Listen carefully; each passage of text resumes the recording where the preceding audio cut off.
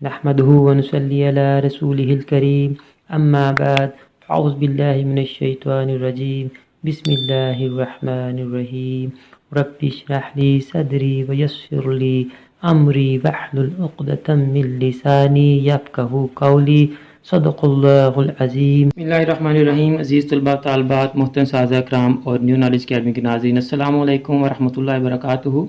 हमारा आज का टॉपिक बिज़नेस मैथमेटिक्स से रिलेटेड है और आज हम इसमें व्हाट इज़ अ मैट्रिक्स ये पढ़ेंगे। हम आज आपको मैट्रिक्स क्या होता है और इसकी डेफिनेशन बड़ी डिटेल से समझा देंगे और रियल लाइफ प्रॉब्लम से समझाएंगे। ये lecture 9th class, 10th class, first year और O level and A level के अलावा वो बच्चे जिनके मैथमेटिक्स के सब्जेक्ट में मैट्रिसेस का चैप्टर है उनके लिए भी आज की वीडियो बहुत ही अहम है। तो मैट्रिक्स क्या है? अगर हमारे पास कुछ इंफॉर्मेशंस हों, कौन सी इंफॉर्मेशन हो जी हमारे पास? हमारे पास इंफॉर्मेशंस हों, बिजनेस से रिलेटेड भी हो सकती हैं, रिलेटेड टू बिजनेस,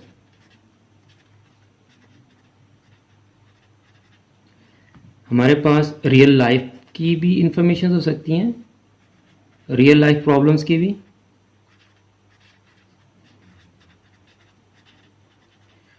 हमारे पास मैथमेटिकल नंबर्स भी हो सकते हैं। अगर आपके पास कोई सी भी इंफॉर्मेशन है, अगर हम उस इंफॉर्मेशन को क्या करें जी, हम उस इंफॉर्मेशन को प्रेजेंट करें,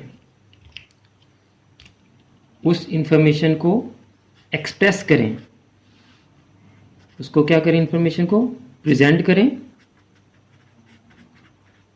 या एक्सप्रेस करें या उसको हम अरेंज करें। ज़ाहिर है कोई भी आपके पास इंफॉर्मेशन आएगी तो आप उसको एक्सप्रेस करेंगे, अरेंज करेंगे या कहीं ना कहीं उसको प्रेजेंट करेंगे। तो उसको कैसे प्रेजेंट करें हम? उसको हम रेक्टेंगुलर फॉर्म में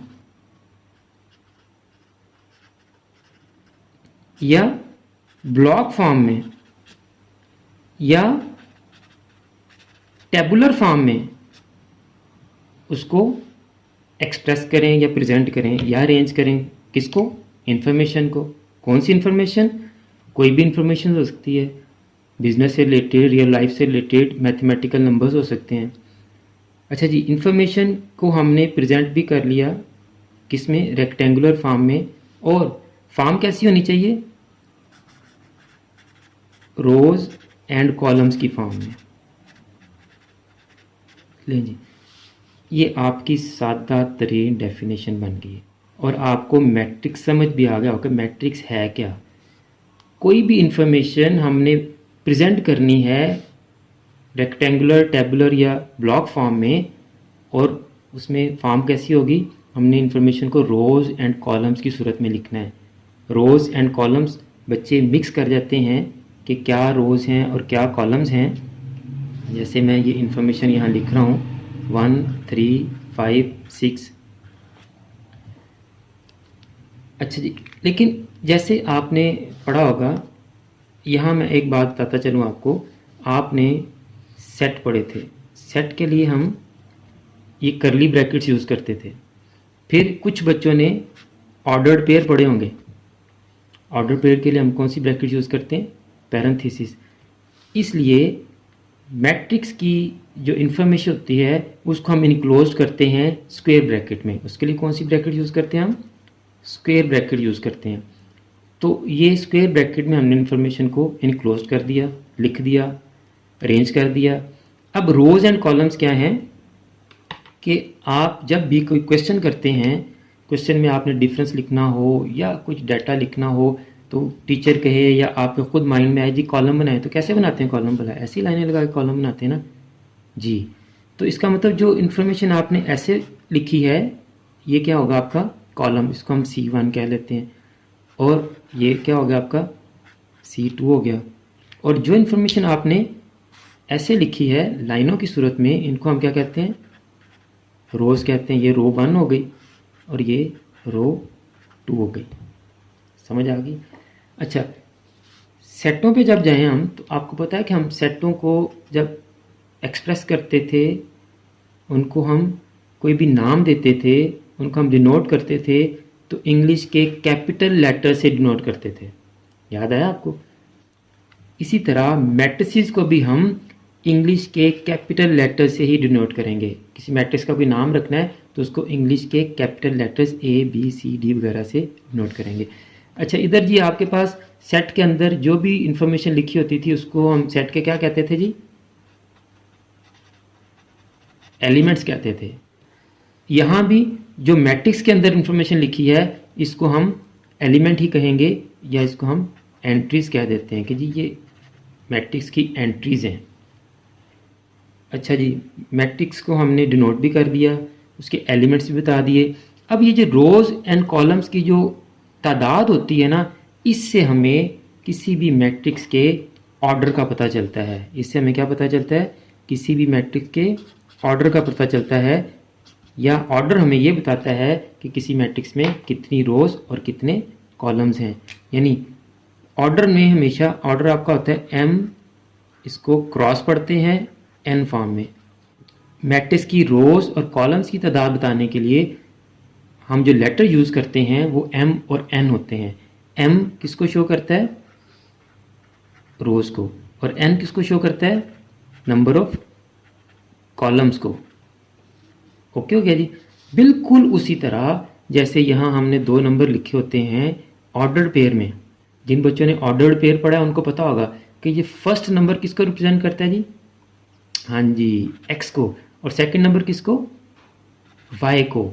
इसी तरह से यहाँ M किसको शो करेगा? नंबर ऑफ रोज़ को। और N किसको शो करेगा? नंबर ऑफ कॉलम्स को। और ये जो सेंटर में मल्टीप्लाई का निशान नज़र आ रहा है, बेसिकली ये मल्टीप्लाई नहीं है, इसको हम क्रॉस पढ़ते हैं या बाय M/N या M cross N।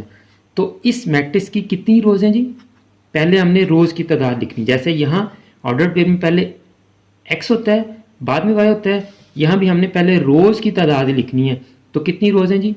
2/2 he column, 2 rose and 2 columns. इसको ऐसे भी लिख लेते हैं हम, और इसको 2/2 ऐसे भी लिख लेते हैं। अंडरस्टैंड जी? तो ये हो गया ऑर्डर ऑफ ए मैट्रिक्स। अब यहाँ एक और बात मैं आपको बड़ी अहम बताना चाह रहा हूँ कि यहाँ जो हमने ऑर्डर पेयर में नंबर लिखे होते हैं, इनके स्पेसिफाइड नंबर होते हैं। पहला नंबर X और दूसरा नंबर Y होता है। ये जो आपका मैट्रिक्स होता है, इसके भी जो एंट्रीज होती हैं या एलिमेंट्स होते हैं, ये भी अरेंज्ड होते हैं, ये भी अरे फॉर्म में तरतीब से लिखे होते हैं। इनकी भी स्पेसिफाइड प्लेसेस हैं। तो इनकी स्पेसिफाइड प्लेसेस को हम कैसे शो करते हैं?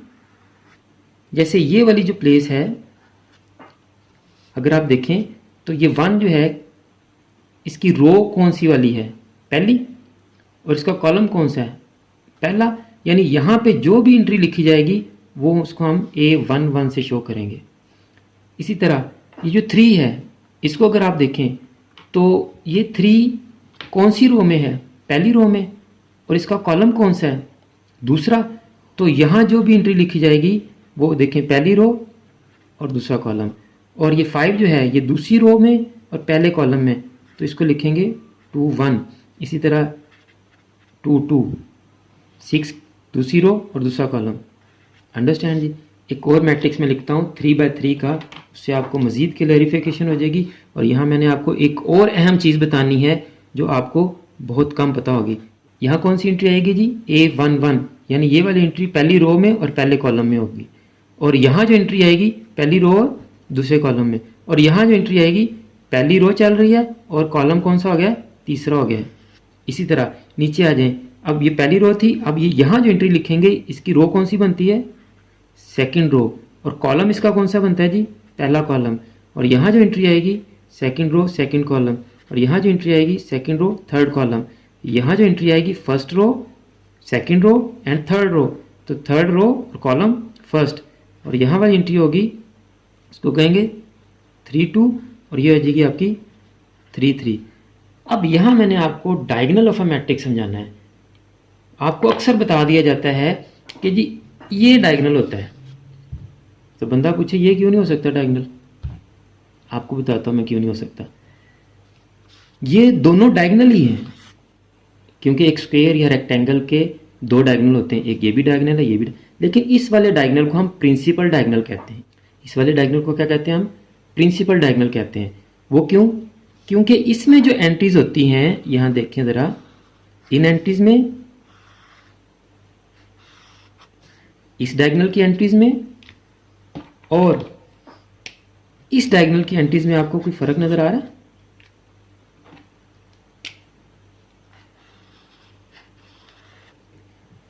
इस तरह वाला जो डायगोनल है उसमें और इस तरह डायगोनल की एंट्रीज में कोई फर्क नजर आ रहा है?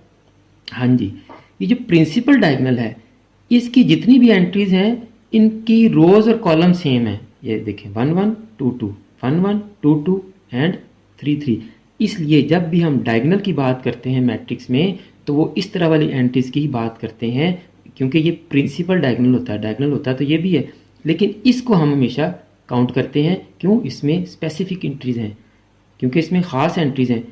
इनकी रोज़ और कॉलम्स की तादाद सेम है। ये पहली रो पहला कॉलम, दूसरी रो दूसरा कॉलम, तीसरी रो तीसरा कॉलम। यहाँ भी पहली रो पहला कॉलम, दूसरी रो दूसरा कॉलम। और इस मैट्रिक्स का ऑर्डर क्या है? 3/3 या 3x3। लें जी, ये तो आपका हो गया व्हाट इज़ मैट्रिक्स। इसमें हमने मैट्रिक्स की डेफिनेशन पढ़ ली, मैट्रिक्स को डिनोट किस तरह से करते हैं ये भी पढ़ लिया, मैट्रिक्स के अंदर जो इन्फॉर्मेशन लिखी जाती है उसको क्या कहते हैं? एलिमेंट या एंट्रीज कहते हैं। ऑर्डर भी पढ़ लिया, m×n, number of rose into number of columns. पहले हमने नंबर ऑफ रोज बतानी होती हैं, फिर नंबर ऑफ कॉलम्स बताने होते हैं। फिर हमने बहुत ही अहम काम, डायगोनल ऑफ अ मैट्रिक्स, वो इस तरह वाली एंट्रीज डायगोनल क्यों होती हैं ये भी आपको बता दिया कि सिर्फ यही वाली एंट्रीज जो हैं ये डायगोनल होंगी, क्योंकि ये एंट्रीज एक ही रो और एक ही कॉलम में होती हैं। First row first column, second row second column, first row first column, second row second column, third row third column. अब जी आपको रियल लाइफ एग्जांपल से मैट्रिक्स को मज़ीद क्लियर करते हैं। देखिए जी, हमारे पास कुछ इन्फॉर्मेशन है। Mister Aslam has 3 books and 6 copies. Mister Bilal has 4 copies and 5 books. Mister Salim has 7 books and 2 copies. ये भी इंफॉर्मेशन लिखी हुई है, लेकिन इसमें से हमें ढूंढना पड़ता है, माइंड सेट करना पड़ता है कि किसके पास क्या है। अगर इसी को हम अरेंज कर लें, असलम की बुक्स कितनी हैं जी? 3, कॉपीज़ कितनी हैं? 6, बिलाल की कॉपीज़ कितनी हैं? 4, और बुक्स कितनी हैं? 5, सलीम की बुक्स कितनी हैं जी? 7, और कॉपीज़ कितनी हैं जी? 2। और ये हमने इन्फॉर्मेशन को क्या किया? तो क्या पढ़ा था हमने? प्रेजेंट करना है। इन्फॉर्मेशन प्रेजेंट कर दी हमने। मैट्रिक्स की डेफिनेशन याद आ रही है आपको? इन्फॉर्मेशन, उसको प्रेजेंट किया किस में? रेक्टेंगुलर में या ब्लॉक में या टेबल में। और इसको हम इनक्लोज किससे कर देंगे जी? कौन सी ब्रैकेट से? स्क्वायर ब्रैकेट से। शाबाश। और स्क्वायर ब्रैकेट से इसको इनक्लोज करने के बाद देखें, इसमें हमने रोज एंड कॉलम्स बनाए हैं। तो रोज कितनी इसकी? एक ये रो R1, R2, R3, और कॉलम्स कितने? 1 2। तो इसका ऑर्डर क्या हो गया? 3/2। अब देखिए, ये इन्फॉर्मेशन आपको समझ भी आ रही है। असलम के पास 3 बुक्स हैं, 6 कॉपीज़ असलम के पास हैं, बिलाल के पास 5 बुक्स हैं। हर एंट्री आपको समझ आ रही है। अब वही बात कि जो हमने लास्ट लेक्चर में पढ़ी थी कि जिस तरह एक ऑर्डर पेयर की जो एंट्री होती है वो स्पेसिफाइड होती है, पहली एंट्री x और दूसरी एंट्री y होती है, इसी तरह मैट्रिक्स की जो एंट्रीज होती हैं वो भी स्पेसिफाइड होती हैं। मसलन अब ये जो 3 है, ये एक तो बुक्स को शो कर रहा है और दूसरा असलम को शो कर रहा है, इसलिए हम 3 को कहीं और लिखेंगे तो उसकी इंफॉर्मेशन चेंज हो जाएगी। उम्मीद है आपको मैट्रिक्स क्या है बड़ी अच्छी तरह समझ आ गया होगा। अब आपको इसकी डेफिनेशन बड़े आराम से याद हो जाएगी। मैट्रिक्स को इंग्लिश के कैपिटल लेटर से शो करते हैं, एक्सप्रेस करते हैं या डिनोट करते हैं। मैट्रिक्स के अंदर जो इन्फॉर्मेशन लिखी होती है इसको हम एलिमेंट या एंट्रीज कहते हैं। मैट्रिक्स का ऑर्डर क्या होता है कि मैट्रिक्स की number of rose and number of columns को हम m×n की सूरत में लिखते हैं। m stands for number of rose and n stands for number of columns. और डायगोनल क्या होता है ये भी आपको अच्छी तरह समझ आ गया होगा। दुआओं में याद रखिएगा। अल्लाह हाफिज़। आखिर में हमेशा की तरह मेरी दुआ है कि अल्लाह ताला तमाम स्टूडेंट्स को ना सिर्फ दुनिया के तमाम इम्तहानात में कामयाबी अता फरमाए बल्कि आखिरत के तमाम इम्तहानात में भी कामयाब करे और तमाम मुसलमानों का ख़ात्मा बिल ईमान फरमाए। आमीन। मुझे भी अपनी दुआ में याद रखिएगा। तो अगली वीडियो तक के लिए फ़ी अमानिल्लाह।